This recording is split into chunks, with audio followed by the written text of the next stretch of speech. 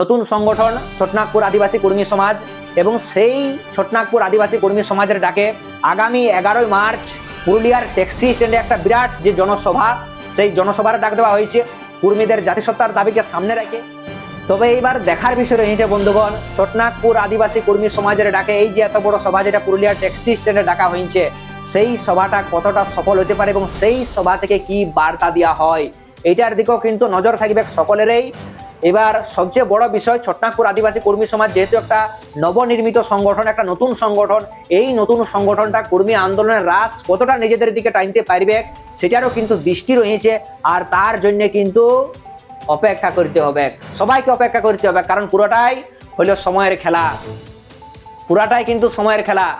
তো আগামী 11ই মার্চ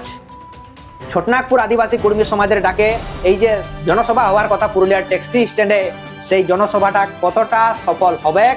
সেই দিকে কিন্তু সকলের দৃষ্টি থাকবে।